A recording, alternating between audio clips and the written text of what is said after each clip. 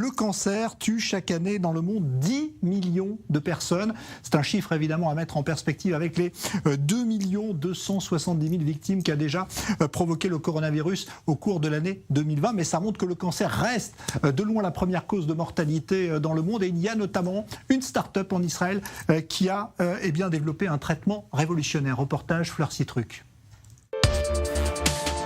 La chirurgie est le premier traitement proposé aux femmes touchées par un cancer du sein, mais les conséquences sont lourdes, hospitalisation, cicatrices et dans la majorité des cas, reconstruction de la poitrine.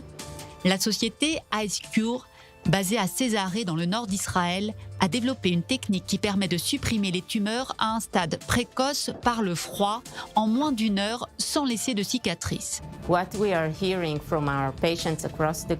Ce que nous disent nos patients à travers le monde, c'est qu'ils sont très contents de leur traitement. Ils peuvent retourner à une activité complète très rapidement. Ils ne doivent pas rester à l'hôpital. Pour les personnes touchées par un cancer du sein en particulier, nous ne changeons pas la forme du sein. Pour les femmes, c'est très important. Elles n'ont pas besoin de faire de chirurgie reconstructrice. Il n'y a ni cicatrice ni douleur. La cryogénie est employée depuis des décennies en médecine, mais c'est la première fois qu'elle est utilisée pour soigner le cancer du sein. L'innovation que nous apportons sur le marché, c'est que nous utilisons de l'azote liquide pour congeler la tumeur. L'avantage, c'est qu'il agit vraiment très rapidement, donc en moins d'1 minute, nous pouvons congeler une tumeur d'une taille de 3 cm environ. Nous pouvons faire la procédure complète dans un cabinet médical en moins d'1 heure, sans hospitalisation ni anesthésie générale. Quand nous avons fini de congeler la tumeur et que nous sommes sûrs d'avoir créé une boule de glace qui couvre toutes les cellules cancéreuses, nous passons à la phase d'arrêt de la congélation. Comme ça, nous pouvons sortir l'aiguille du corps. La tumeur reste gelée à l'intérieur du corps et la procédure est terminée. Les cellules mortes sont ensuite éliminées naturellement par le corps. En 2018, IceCure avait annoncé que sur 146 femmes touchées par un cancer du sein et traitées avec cette technique aux États-Unis, seul un cas de récidive avait été signalé. L'entreprise propose également son traitement pour d'autres types de cancers. Ce que nous avons vu dans les études cliniques menées sur nos patients et publiées ces dernières années, ce sont de très bons résultats pour les cancers du poumon et les cancers du rein. Il n'y a pas d'effet secondaire ni récidive dans la zone traitée. IceCure a connu une forte hausse de la demande pendant la pandémie de coronavirus. Nous avons constaté que de nombreux hôpitaux à travers le monde voulaient adopter la technologie IceCure qui permet de traiter des cancers en dehors des blocs opératoires et sans hospitalisation. Nous avons formé de nombreux médecins à distance pendant la pandémie. Plusieurs centaines de patients ont été traités en 2020 avec la technique IceCure dans des hôpitaux en Europe, aux États-Unis, en Asie et en Afrique du Sud. C'est quoi ça le seul à repenser, mais pourquoi ? Et de la recherche contre le cancer dans cette rubrique Israël 2.0. On est avec un chercheur israélien, le docteur Uri Ben David, qui vient avec une équipe internationale de réaliser une percée importante dans la compréhension des cellules cancéreuses. Il va nous expliquer tout cela et vous allez voir que c'est peut-être une vraie révolution qui va s'opérer dans le traitement des cancers. Bonsoir docteur Uri Ben David. Si vous deviez expliquer à un public très large, profane en quelque sorte, votre découverte qui consiste finalement en la connaissance désormais d'un talon d'Achille des cellules cancéreuses, comment est-ce que vous allez nous expliquer tout ça ? Eh bien, bonsoir.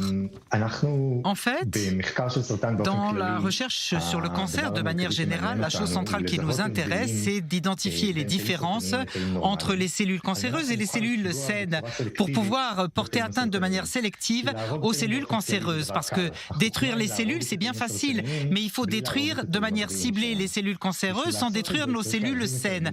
Pour faire cela, il faut comprendre les différences moléculaires et cellulaires entre les cellules cancéreuses et les cellules de tissu sain. Et nous avons utilisé une caractéristique qui est connue depuis de longues années comme caractérisant les cellules cancéreuses. Et c'est le changement du nombre de chromosomes dans la cellule cancéreuse. Nous avons cartographié ces caractéristiques de manière systématique dans les cellules cancéreuses de tumeurs et nous avons comparé le nombre des chromosomes et la réaction des cellules à des milliers de médicaments et de l'atteinte à tout gène du génome. Et ça nous a permis de trouver un talon d'Achille, comme vous l'avez dit, de cellules cancéreuses qui ont un nombre incorrect de chromosomes, si vous voulez. Et c'est l'essentiel de notre travail. Donc ça, c'est quelque chose de nouveau, hein, de dire que les cellules cancéreuses, finalement, ont une faille, ont un talon d'Achille. Ça, on ne le savait pas avant? Non, pas vraiment. Pas exactement. En fait, ce phénomène d'un nombre incorrect de chromosomes est connu depuis de longues années, pratiquement 150 ans qu'on le sait. Mais nous ne savions pas quelles étaient les conséquences de ce phénomène et si on pouvait exploiter ce phénomène pour détruire les cellules cancéreuses. Il y a toutes sortes de manières pour essayer de détruire des cellules cancéreuses en clinique ou parfois au niveau de la recherche fondamentale encore. Et là, nous avons identifié encore un point faible, si vous voulez, un maillon faible. Je ne dirais pas que c'est le talon d'Achille qui va changer les soins du cancer, mais nous pensons que c'est effectivement un point faible clair des cellules cancéreuses parce que ce changement du nombre de chromosomes caractérise clairement les cellules cancéreuses. Les cellules saines dans notre corps ont toujours le même nombre correct deux ensembles de chromosomes qui viennent du père et de la mère et cela ne change pas dans les cellules saines. Par contre, dans la cellule cancéreuse, cela change. Et ça, on n'a pas découvert. Ça fait 150 ans que cela a été découvert. Ce que cela a comme conséquence, ce nombre anormal, et comment est-ce que cela porte atteinte à la réaction de la cellule cancéreuse aux médicaments, change les choses et on a eu des découvertes extraordinaires ces derniers temps que nous espérons pouvoir traduire en des soins meilleurs pour traiter les cancers. Alors justement, des soins meilleurs, ça veut dire qu'on va pouvoir mieux soigner tous les cancers désormais? Ce phénomène dont je vous parle caractérise la majorité des cancers, mais pas tous. De manière générale, aucune découverte n'amènera pas à la capacité de soigner tous les cancers parce que ce n'est pas une seule maladie, ce sont des centaines de versions de cette maladie. On n'aura jamais un médicament pour le cancer. Nous aurons beaucoup de médicaments pour beaucoup de cancers différents. Mais ce phénomène est un phénomène qui est pertinent pour beaucoup de formes de cancer, y compris des cancers que nous ne savons pas bien soigner aujourd'hui. Le cancer du pancréas, des poumons, des ovaires, du sein. Donc les cancers solides, de tumeurs solides, sont caractérisés par des grands changements de chromosomes et par des recherches plus poussées et leur traduction clinique de nos découvertes. Nous pourrons, je l'espère, utiliser notre découverte pour soigner mieux les patients.